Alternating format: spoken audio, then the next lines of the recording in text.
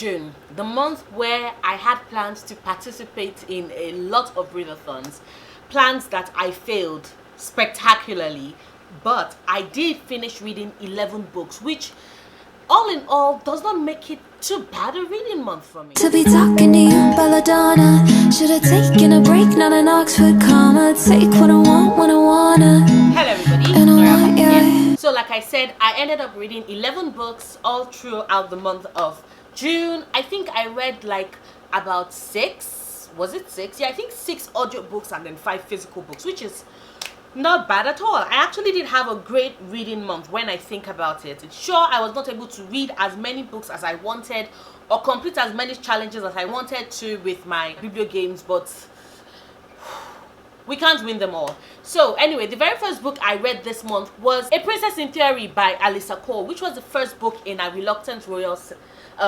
series, which I think this is my first Alyssa Cole book, and after I finished it, I'm like, what the fuck? Like, why did it take me so long to discover this amazing romance writer? Although I'm not gonna lie, I almost did not read the book because the premise of the book was this: a girl, Naledi, has been getting this sperm-like emails talking about how she's engaged to some royal prince and she should get back and she should send in her details, and she was all like, what the fuck?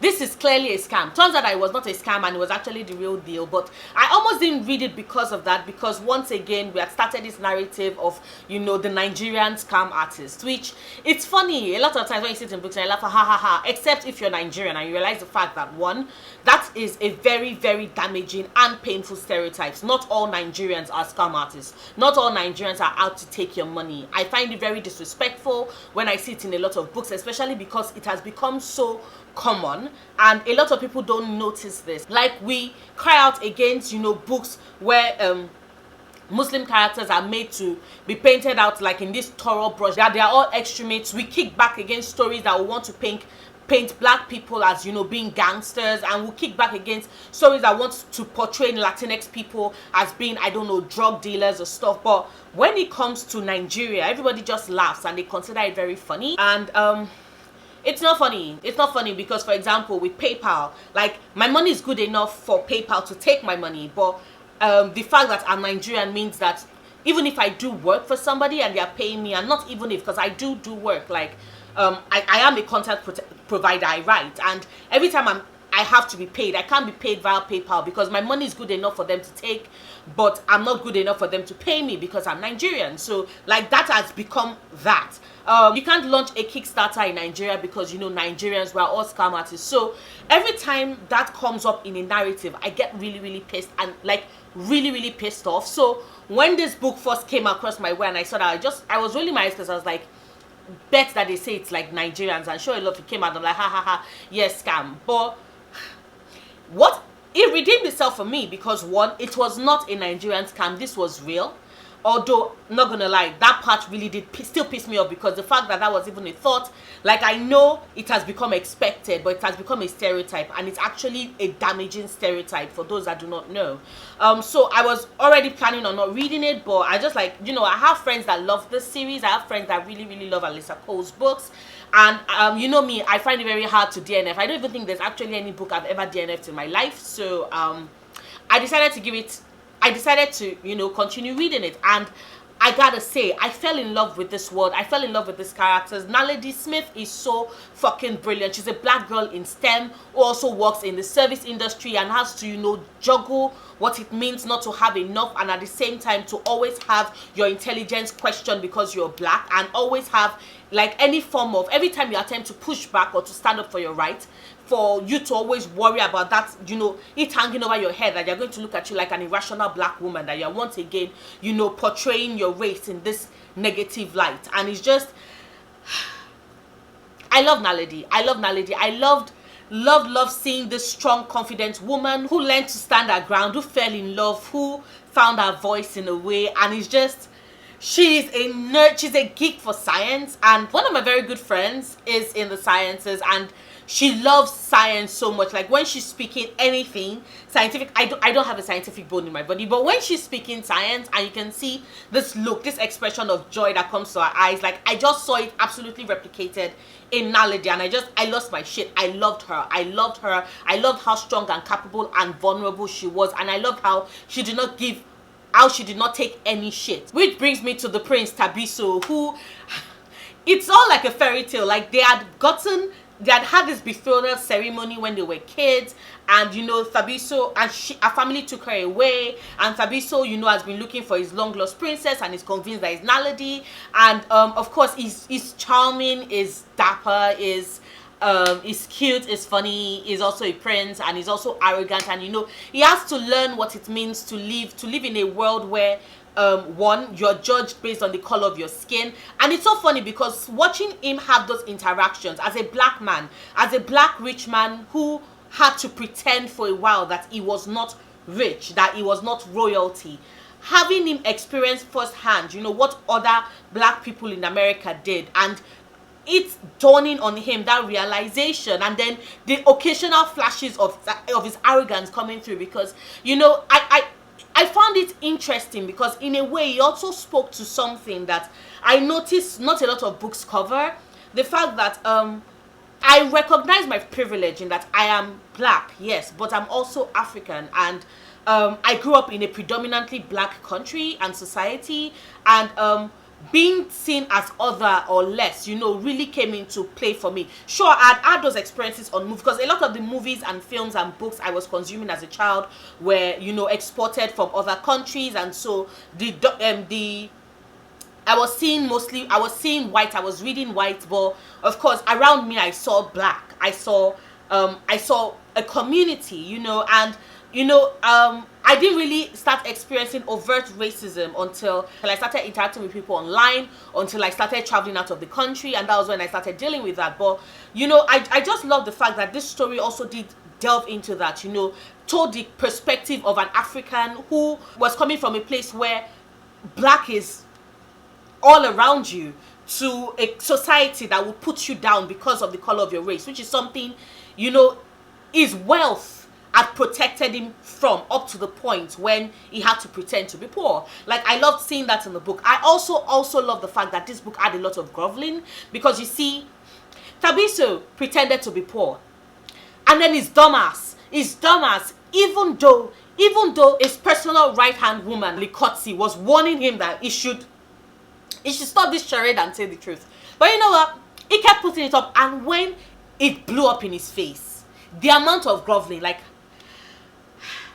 I'm not gonna lie, I love it when romance books deal with characters that have to grovel, and really, really grovel, especially when a lot of romances tend to wipe up the groveling, right? Like, wipe away the groveling, like, oh yeah, sure, they fight, whoever it is that was hurt, is angry for a short period of time, and then they make up. Nah. See, almost half of this book was filled with groveling.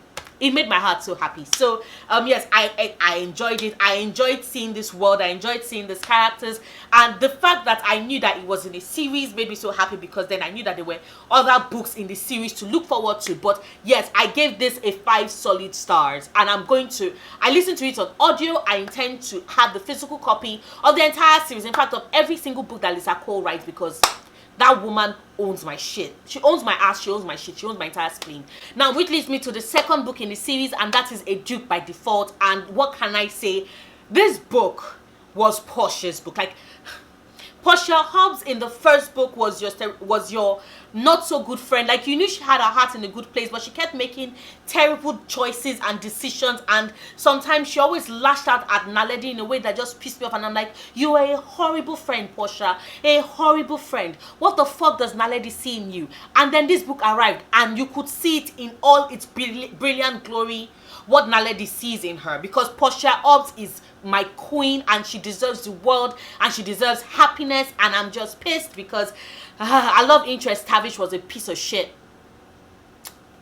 I'm gonna say the truth, he was a piece of shit. Now, before I go into all the reasons why Tavish was a piece of shit, let's go into what this book is about. So this book follows Portia, who is the best friend of Naledi from the very first book, and she travels to Scotland to take on an internship, you know, where she wants to learn how to make swords. And while she's doing her internship, she has this connection with her boss, Tavish, who is this Scottish, burly, very annoying ass man who, you know, seems to be nice and gentle and sweet with other people, but when it comes to Portia, he's just snarling and annoying because, you know, he has to revert to middle grade boy syndrome, which is I scream and insult the girl I like rather than just let her know that I really, really like her. So yeah, it was kind of a dick. And Portia, and trying to help Tavish's armory grow because, you know, sales have been declining of late.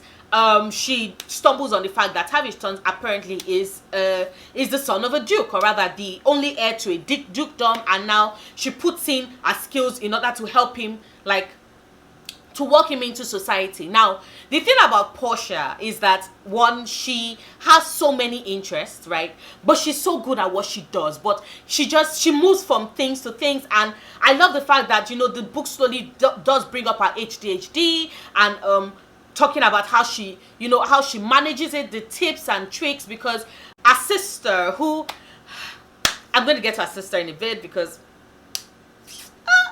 anyway, I really love this series, but because, you know, her sister eventually does send her a video to help her, and it turns out that that's something that they have in common, which Portia did not know. And it just, seeing her come to terms with it and seeing her realize that there's a reason why, you know, her brain has not really worked the way every other person's brain had worked, and why it was that she always, you know, she threw herself into one thing and then threw herself into another thing, and that she's not the failure that her parents seem to think she was. And that's another thing, the amount of parental abuse in this book. Like, Portia's parents were dicks. Portia deserves better, right? Like, she was coming from dickish parents and then fell in love with a dickish love interest, which, see, I might have been okay with Tavish being a wanker like once or twice, but when it becomes completely reoccurring, even though you know that this person is a nice person, he's just always a wanker when it comes to Portia, I got so pissed. And then there was this thing that happened at the end of the, like, towards the end of the book, and like, I lost my shit. I was screaming at my book. Tavish, the dick. Which is another reason I'm pissed about this book, because see, in A Princess by Default, Tabiso groveled. Remember when I said that I love it when, you know, like, characters who have done shit have to grovel in books, and like, he almost groveled for half the book. Tavish did not even grovel for like a quarter of, it did not even grovel for like more than 10 pages. Why am I saying 10 pages?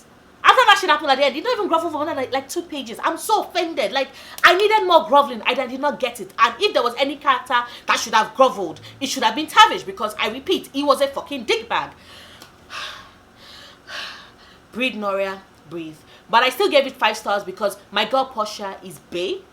And once again, I love how it was that, you know, in each of these books, Alyssa Cole goes beyond the surface to tell us so much more, to weave so much more themes into her books, into her stories.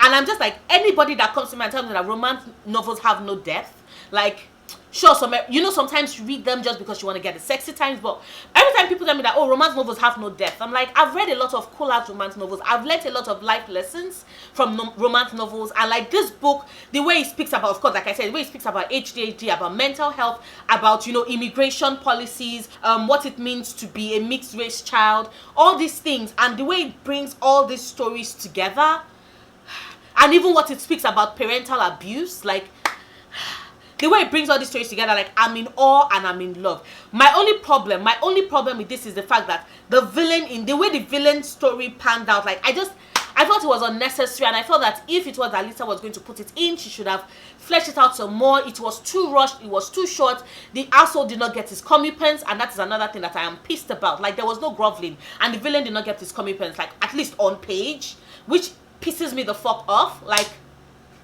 I'm annoyed.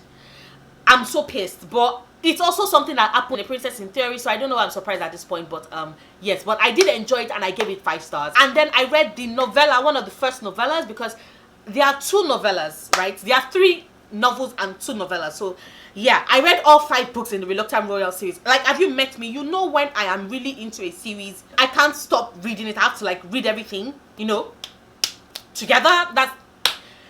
That's why I like buying my books in bulk, people, so that I can like binge read all the entire series. But the first novella in the series, which is Once Ghosted, Twice Shy, and here we follow the story of Likotsi. Now, Likotsi is, remember the right-hand woman of Tabuso that I mentioned in A Princess in Theory? Yes, this is her. Now, when it was that Tabuso was having his own romance, she was having her own romance thanks to the fact that she swiped right on a dating app and, you know, met Fabiola, and things were going well until Fabiola broke up with her and then ghosted her, and she was heartbroken. And we saw that at the end of, you know, A Princess in Theory. And then in this book, now Likotsi is ready to move on with her life. She has on new shoes.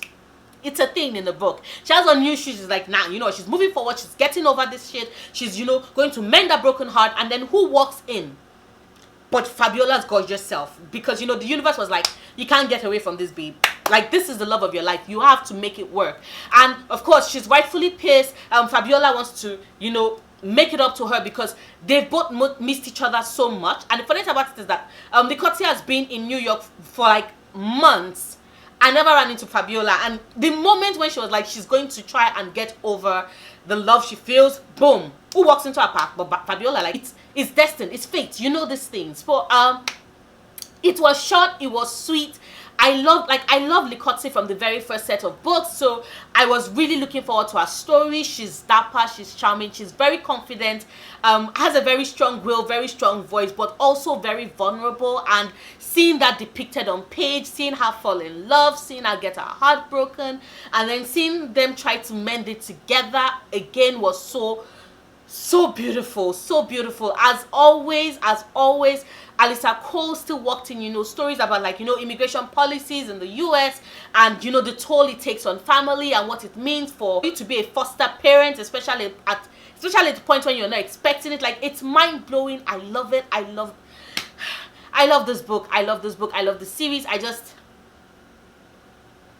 love it so much. Likotsi and Fabiola are bae, and there's something else I love about this. Like, you see, when you read a lot of, oh yes, I don't know if, of course, I kept saying her and she, and it just, I don't know if, of course, did I ever mention it? But, you know, this is a gay as fuck story, because, you know, it's about 2 black women in love, in lust. It was brilliant. Which, speaking of lust, see, a lot of times when I'm reading like female romances, especially when it gets to the sexy times, there's always this cut to black moment, and I'm like, why, like, why do the straights get this shit and we don't? Why? So imagine my joy and surprise when, you know, Alyssa came through. She was like, nah, don't worry, you, like, you see, Naledi and Tabiso got sexy time. Portia and Tavish got sexy time. Like, there was even a choking scene in A Dig by Gifford. Like, if you like choking, Anyway, kings are fulfilled. But that's what I was saying. Like, there was no fade to black moment. There was still, it was still sexual and sexy and smoking and hot, like sexy times. We still got that, and it was brilliant, and there was no fade to black. And I like, it's a cute novella. I am in love, I am in awe. Once again, I repeat, Alyssa Cole owns my shit, she owns my spleen. So yeah, totally I'm beyond happy about that. And then after I finished that, I read the second novella in this series, and in this one we follow Reggie, who is Portia's twin sister.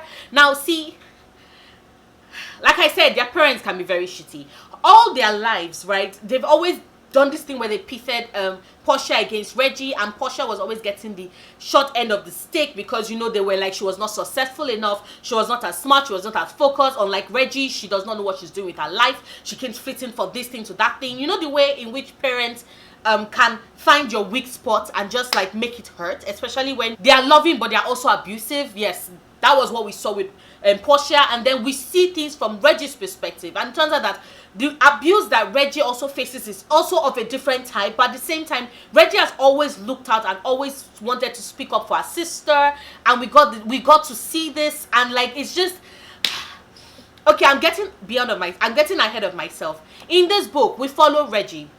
Reggie has insomnia. She cannot sleep. Now, for a long time, she was part of this stream service for this guy who used to solve puzzles, and his voice was like a literal dream for her. Like, he would send her to the dream world. His voice had the ability to make her to relax and fall asleep, but then he deactivated his account, and like that was it. So she has a lot of work on her plate. She has a lot of things on her plate.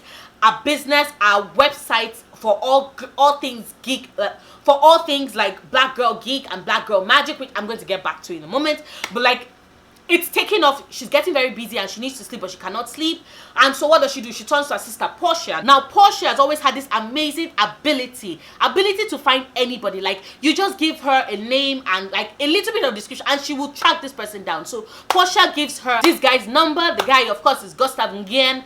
Is it Nguyen or Nguyen? I don't know. I'm sorry if I just murdered, but it's Gustav. She gives her Gustav's number and she reaches out to him and they have a deal, because you see, Gustav is trying to do an escape room based on an anime that Reggie really loves, and it's like, okay, if she helps him, then he would, also provide services with his voice. And that is how they meet, and that is how they fall in love. And like, this book is not just a love story between a man and a woman. This is a love story to all things geek. Like, if you're a geek, and like, I don't know if you can see my t-shirt, but yes, like, your girl is a proud geek. So imagine me losing my shit and saying this, like, this was a love story to everything we nerd out about, like from comics to anime to books to movies to TV shows to puzzles. Like, I'm losing my shit. Just remember, because this is like, if you've ever felt different, if you've ever felt like you're not taken seriously because of the things you nerd out about, then you would cry and fall so deeply in love with this book, because this book is just so perfect. It's small, it's short, but it packs such a punch.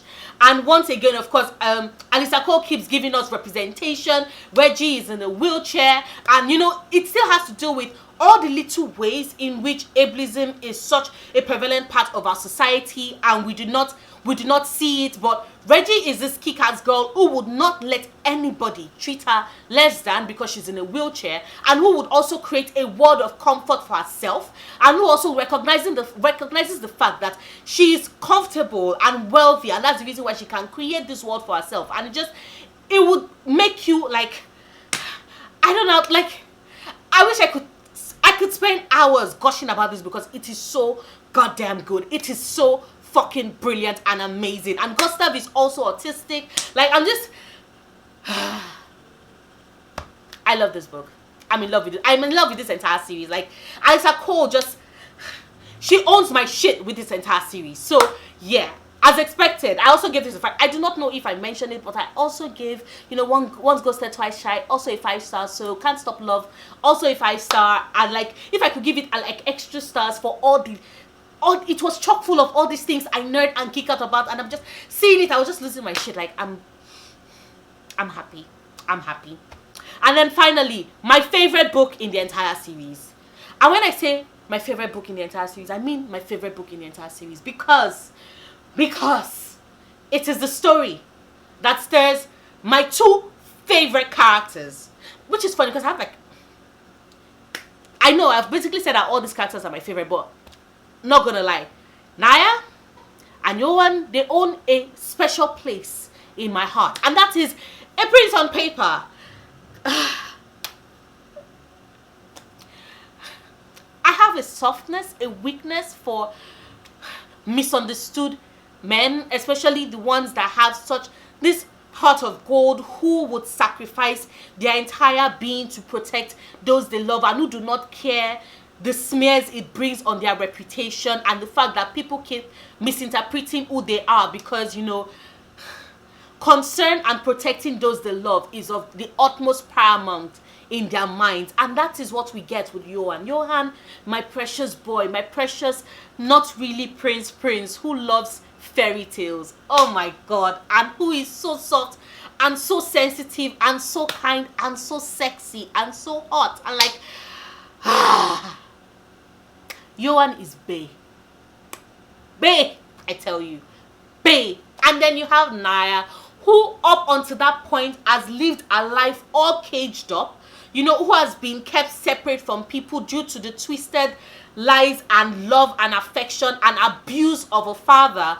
And in a way, like this book, like I said, Alyssa Cole uses a series to speak on so many issues, especially the issues with parental abuse, where the perpetrator knows how to hide and code things so that people passing by interpret the abuse as love and can't see it, while the victim is just suffering in silence. Like, that is what we get with this book, and I'm in love. And then you see these two people, and like this book had honest, like, see, A Princess in Theory started on a lie. This book started on a truth. Like, I have not met any two characters that have been so honest with each other from the very start. Like, from the very start up until the end. The honesty just... I'm in love.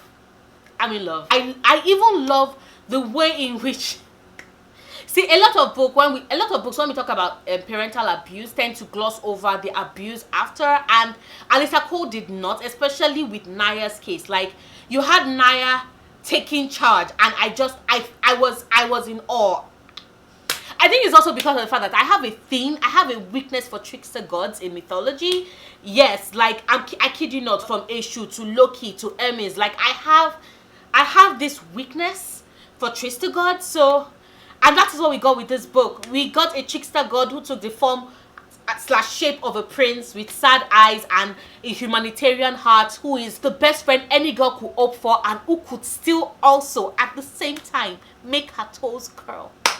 Like, this entire series is perfection. Perfection. And I just waxed lyrical about A Prince of Paper and I tell you what this book was about. It's basically, see, it's all about Naya and Johan, who we meet in both, A Princess in Waiting and A Duke by Default, and they come together. They have this whole arrangement due to paparazzi and the need to manage the political situation in Johan's country. They have this fake engagement thing in place, and then they fall in love. And like you all know, that's another one of my favorite tropes. I love the old fake, let's fake date, let's fake marry, let's fake get engaged trope, because that all that close proximity, love would blossom.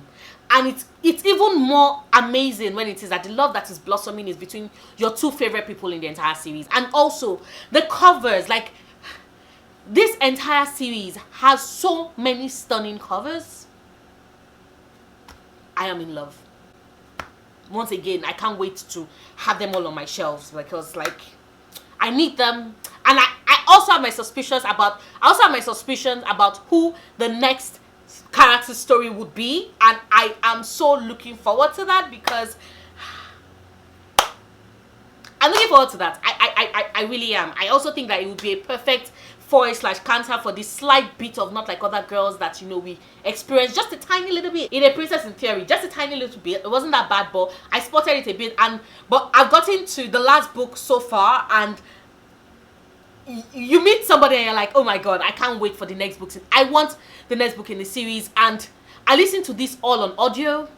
Flawless. Absolutely flawless. Next, I read Night of Cakes and Puppets by Laini Taylor. Now, this is the companion/short novella that follows, of course, the Daughter of Smoke and Bloom trilogy. Now, I have spoken a lot about that trilogy on my channel. You all know how much I love it. I love the way Laini Taylor builds world. I love that entire series. So getting the chance to read this companion novel just made me so happy, because this features the start of the epic romance and love story that is Susanna and Mick.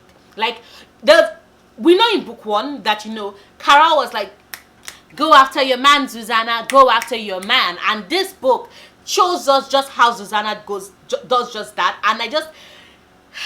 getting the chance to see her again, getting the chance to read about them again. Susanna, who is always so, who is brilliant and sweet and kind, but so ferocious and would bite you if you absolutely looked at her wrong, or talked to her wrong, or do anything to her wrong, but who totally and completely loses her nerves and everything because she's in love with this boy with his violin, who is so cute, who is so pretty, who plays the violin so beautifully, and she does not know if he notices her, but he does notice her, and he has been looking forward to a chance to talk to her, but has never got the chance to do so until Susanna plans this entire epic, treasure hunt all over all over Prague and makes herself, you know, the treasure, and Mick just goes on that journey. Like, it is soft, it is sweet, it's beautiful, it's fantastic. I am in love and in awe. And also the art, like this book has so much art. Like this book has the most amazing art.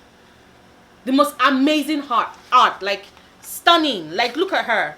Look at this. Look at this. Look at the artwork. Look at the detailing in that. I'm so shook. Look at her. Look at Susanna. Venus flytrap Susanna. Like, isn't she cute? And also, this book is one of the most stunning naked books I have.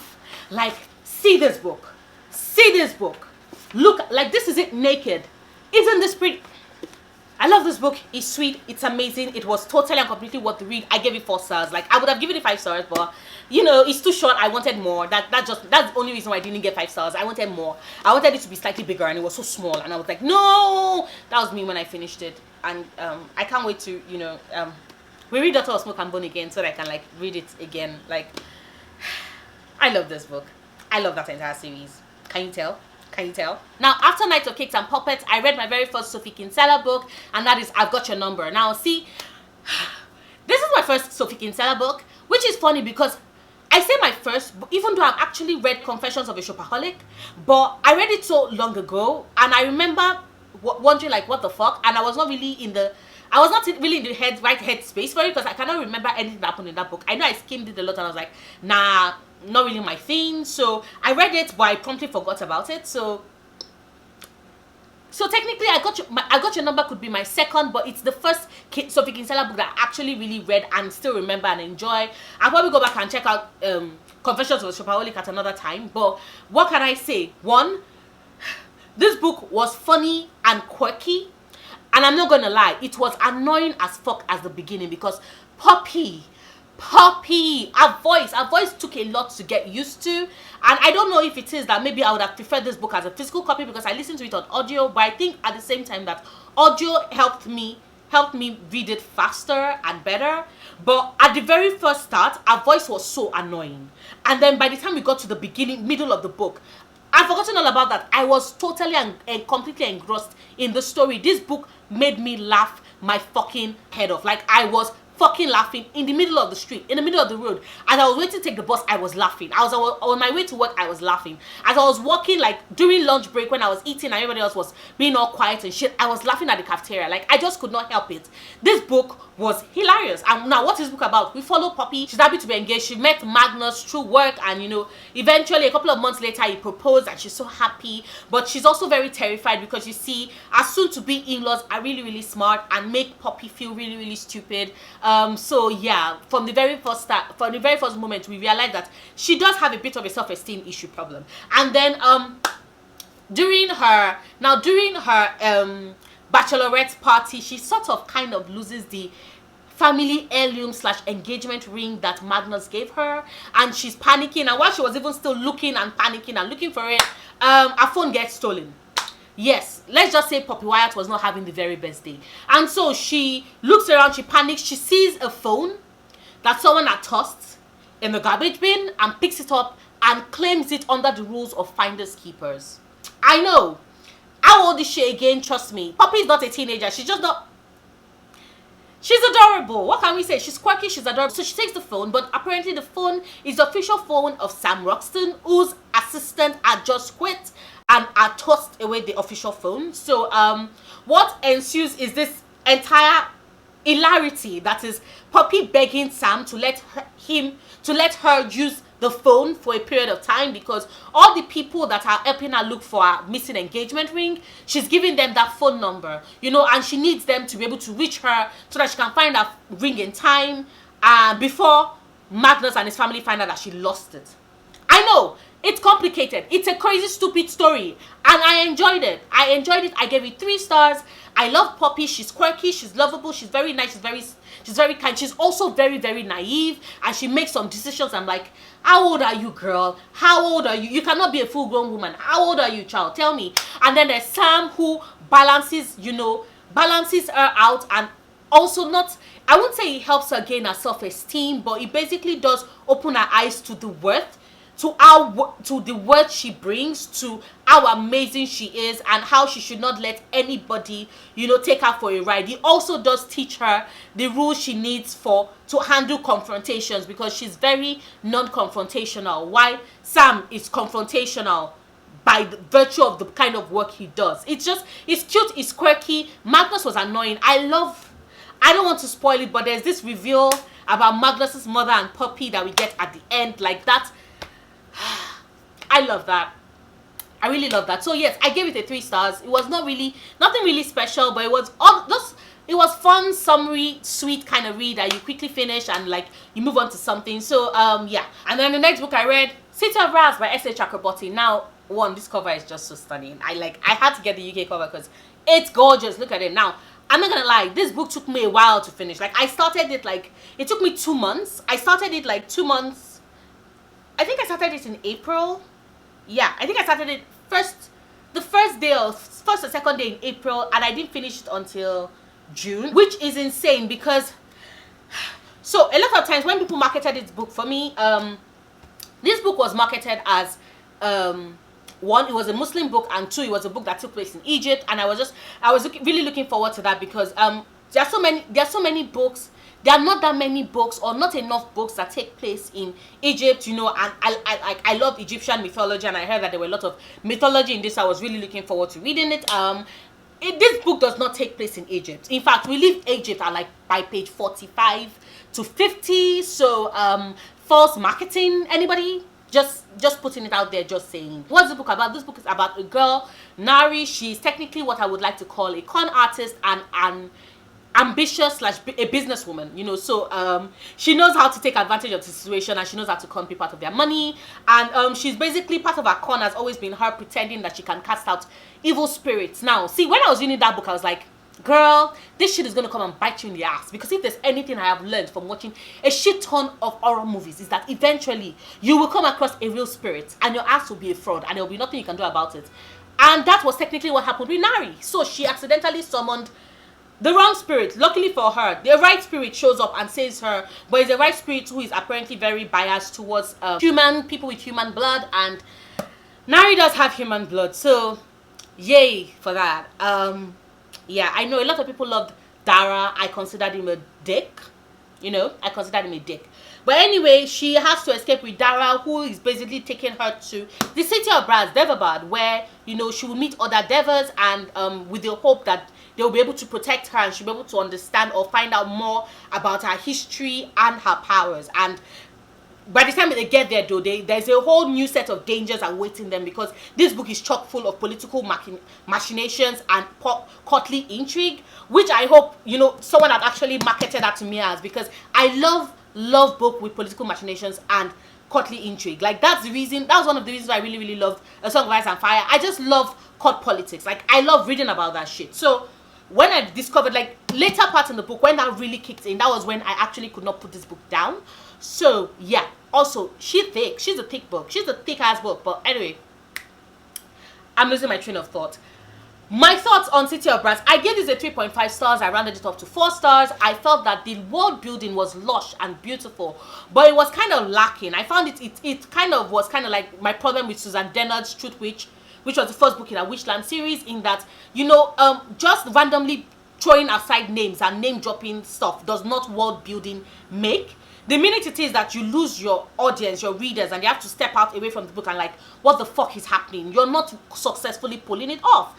And I felt that there were a lot of things chucked into this book that the world building did suffer a bit as a result of it. But I still enjoyed it, though. It was just very confusing, especially the different genes that are not all genes are devas, but not all devas are jinn thing. Like, the fact that there were different groups and the only way we separated them was through their clothing was just kind of like, it was the same problem I had with Witchland series and how their powers worked, because I had a lot of questions, and S.A. Chakraborty did not really go into that much details for me, so that was a problem I had.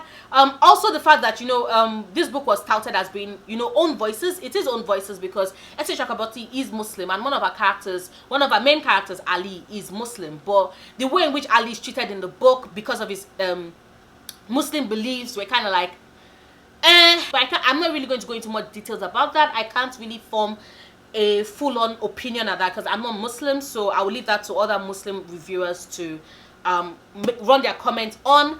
But like I said, I gave it a 3.5 stars. I had a problem with the fact that a lot of parts in the middle and slightly at the end of it, like Nari started losing her agency, but that was also because of the fact that what's his name, Daravosh El Afshin was a fucking dickwad who would not take her word and was once again one of those boneheaded men who believe that they know what is best for the women in their lives, and so take away their agency and their choice.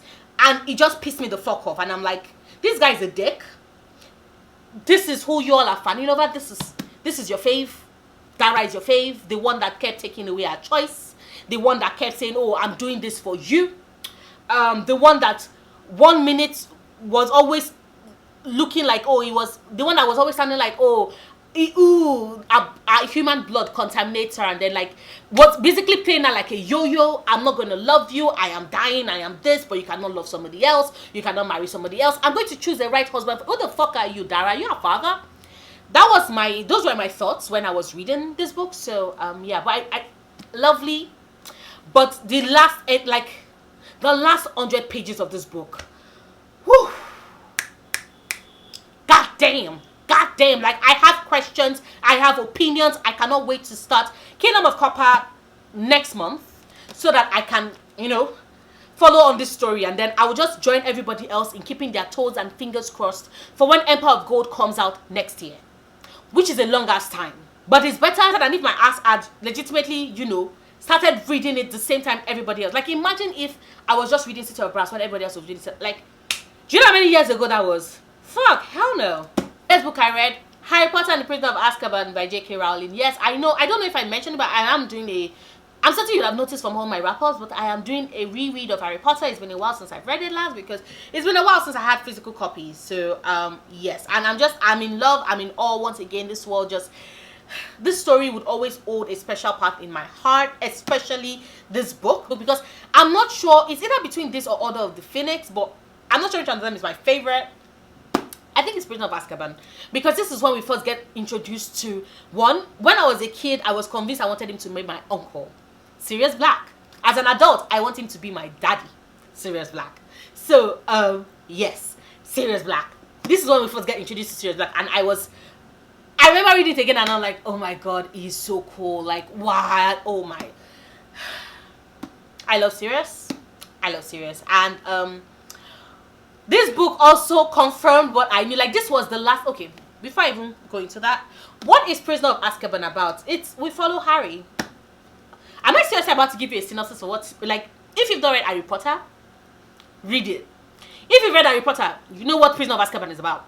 And you also know that this is the last moment of happiness/joy that J.K. Rowling gave us. Because, by Goblet of Fire... adulthood beckoned. People started dying. Like, this was the last happiest moment in this entire series. And I don't think anybody whatsoever will argue with me on that, because it speaks for itself. Also, most importantly, J.K. Rowling really does not like Slytherins. It's the prejudice, the bias. I'm offended. But I'm not surprised. I still love this book though. Sirius Black is bae. Just fight me on it. I don't care. And then I read Ghachar Ghochar by Vivek Shanbhag. Now this is a short book. It's like barely 100 pages. It's a short, really, really small book that basically follows the story of a family that went across the class divide. Now their uncle went into the spice business and made a lot of money, and they suddenly went from being nearly destitute to being within the upper middle class of Indian society. And we follow this family, we follow the cracks that start to appear as a result of that.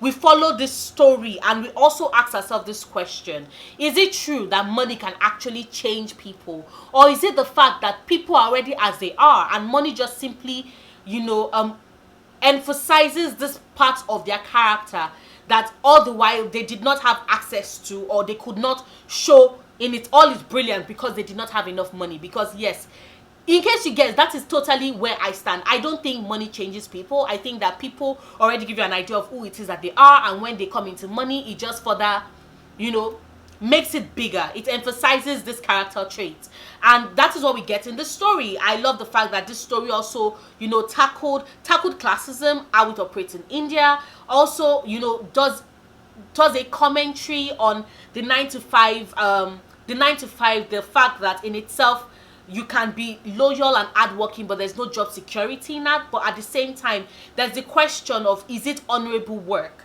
Because there's a difference between doing a 9 to 5 and running a business, especially if running a business you're not afraid to get your hands dirty, and this book does deal with that. It also does talk about, or rather it also shines a further light on the misogyny present in Indian society, and how, you know, casually it is that wives can be killed due to disagreement or due to a need to gain their dowry, as it happens in India. And also the question of what makes murderers, you know, which is still tied to the person you are before the money arrived, like before you got the money.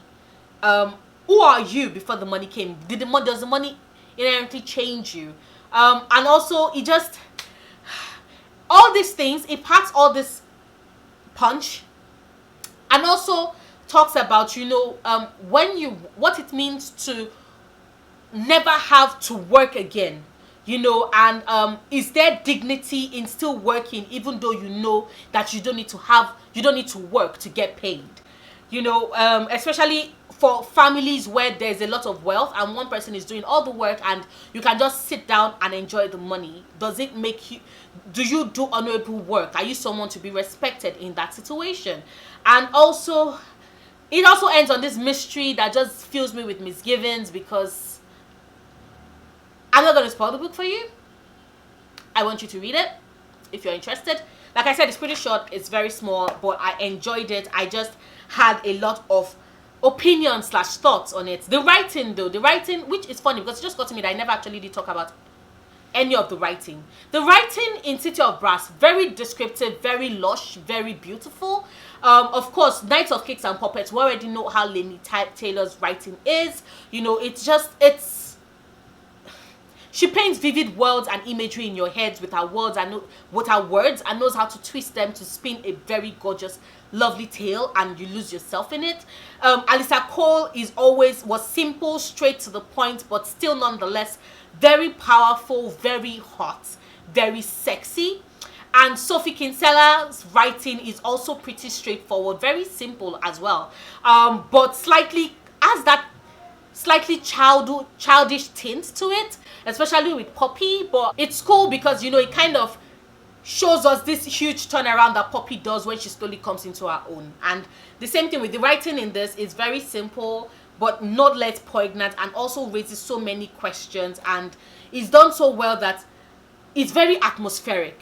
Like there's the latter part of this book is very atmospheric, and if you don't pay attention, you miss a lot of things, which, you know, is expected from atmospheric writing that are giving you secrets and telling you hints, and you just have to learn to read between the lines. But I really did enjoy it, and I gave this a 3.5 stars, which I rounded down to 3 stars just because the boy in this, the man through whom his eyes were seeing the story, was, I could not stand him. I could not stand being in his head. I could not stand his thoughts. Very misogynistic, very annoying, like, oh god damn. And of course, I put Prisoner of Azkaban 5 stars, like it's expected. The writing is of course magical. It is J.K. Rowling, and like I said, like, things have not started getting hardcore depressing yet.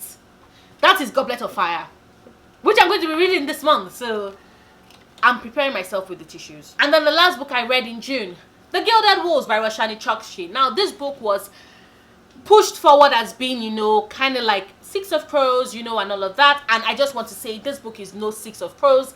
This book stands on its own fucking merit. This book is so fucking badass. I loved it. I enjoyed it. Like, I'm like, why did it take me so long to read it? Okay, what is The Gilded Wolves about before I go into details about why I really love this book? What's this book about? This book is an ice novel. We follow Severin and who pulls together his band of friends / chosen family, chosen family who come together because they do have this big ass ice they want to pull off. They want to retrieve a magical artifact that has been buried in a impenetrable compound of one of the house matriarchs. Now the houses are basically the people with power that kind of govern France, and Severin had the chance, was almost one of them, but due to falsification of the results, he was thrown out and his house was totally and completely declared dead. His line was declared dead and his house was taken off the map. So yeah, he's in it for the revenge, and he's also in it for the glory, and also in it because of the individual benefits finding this artifact would give to every single one of his friends slash partners that are coming together to pull off this heist. Now, as you can tell from the story, it kind of does have Six of Crows vibes. You have the morally grey lead character who is in charge of this team, who is a badass, who is out for revenge due to a slight that was committed against his family by one of the controlling groups of people in charge of the city where he lives. You have a group of friends who each bring individual skills to the table in order to help pull off this heist. So like I said, there's magic, it's fantasy, it's heist, it's found family, it's a lot of things that Six of Crows has. But while Six of Crows does things its own way, the Gilded Wolves does things its own way. And one of the ways it does this is that mythology is breathed. Like, this book is a living tome and love letter to everybody that loves mythology. And you all know how much I love mythology. So seeing all the myth across different groups, across different cultures in this book made me happy. Seeing the fact that we had to solve riddles and puzzles in order to get to and figure out what was happening made me happy, because once again, see, this is what you call treasure hunting. When you're treasure hunting and there are puzzles and clues and math and science and biology and physics and everything has to come together, as well as using logic to solve these things, has to come in place for you to get the answers. It makes me happy. Like this, I can imagine this book on screen. It's mind-blowing. It's beautiful. The world is lush and descriptive. Roshani Chokshi paints us this beautiful France that is just as gilded, just as beautiful, just as deadly, just as racist. The nods to the colonialism, the imperialism, to the racism inherent in 1889 France just blows my mind, especially because, in the author's note, Roshani did talk about how what influenced her was the African exhibits that was held in France during that year. That was a thing. They actually did find a group of Africans and like put them in a cage like animals at a zoo, and just she wanted to show that the surface was opulent and beautiful, but there was so much decay and rot underneath, and you could see that in this book. I love the fact that each of these characters brought something. Like, these characters are so fucking diverse, and they all bring something to the table that speaks of the time, that speaks of the experiences of marginalized people that existed on the sidelines during this era in France history, and also even in present day. You have Severin, whose father is French and whose mother is Algerian, but who does not wear his Algerian mother's features on his face, and as a result feels the pang of that, but at the same time also recognizes this privilege, but at the same time exists in both worlds and cannot fit in either. And it's the same thing with Hypnos, whose father is also French but whose mother is from Haiti, and who is clearly more darker skinned than Severin, and also has to deal with the derision that comes from balancing on both sides of the divide, except for the fact that his wealth, one would think that his wealth protects him, but it protects him to a certain stage, but at the same time he does not lose sight of what he can visibly wear, what he can visibly see on his skin. And then you also have Enrique, who is half Filipino, half Spaniard, and as well is also dealing with what it means, because the members of this of the Filipino resistance don't consider him one of theirs, because he's not visibly Filipino, because he has more of the Spanish features in his face, but at the same time even the French do not see him as Spaniard because they still see him as other. You have Layla, who is Indian and who is dealing with the fact that a dance that is part of our culture, that is almost a religion in itself, has been treated as something exotic, and the meaning, the heart behind our culture has been stripped to pander to the desires of this group of people that have taken apart our culture and turned it into entertainment, something that they can use as will. And it's not just our culture, but like cultures, all the colonized cultures all over the world. And it's just, you have Zofia, who is Jewish, who is also autistic, and the prejudice and racism she has to deal with as a result of that. You have Tristan, who has suffered so much abuse that, you know, is so terrified of losing everybody he holds there, and his mind just, I'm not going to go into any details, but like, I just loved the characters. I love how diverse they were. I love how they all brought their different skills and strengths, and how using them, Roshani was able to make commentary on society around us. I'm not gonna lie though, what Six of Crows had going for it was the fact that it was more of the relationship, how each of these characters related with each other, how truly a family they were. You know, you could see it, the witty banter, like, that was what elevates Six of Crows. And I think that what elevates Gilded Wolves is, like I said, the puzzles, the treasure hunting, the mythology, the commentary on society, and also the individual parts. I didn't really see them come together as a family as I did with Six of Crows, but I did still enjoy it. I loved it. I cannot believe that I have to wait a full year, or rather, because I think Silver Serpents, right? I think the second book is definitely Silver Serpents, but Silver Serpents is coming out in February next year, and I have to wait that long for it. But like, and the ending of this book broke me. Like, bawling tears, bawling. But like I said, I really did enjoy it. I gave it 4 solid stars. Loved it. And those were the books I read in June, all 11 of them. It was a good reading month for me, as you can see. Totally good, totally great. Tell me, how was June for you? How was your reading month in June? Did you read great books? Did you read some okay books? Let me know down in the comments below. If you like this video, please do not forget to give it a big thumbs up. Check out my other videos. Subscribe if you want to. I make new videos every Sundays, Wednesdays, and Fridays, and I'll see you soon. Until then, stay passionate, love books, love yourself. Bye. My strange addiction, my doctors can't explain my symptoms.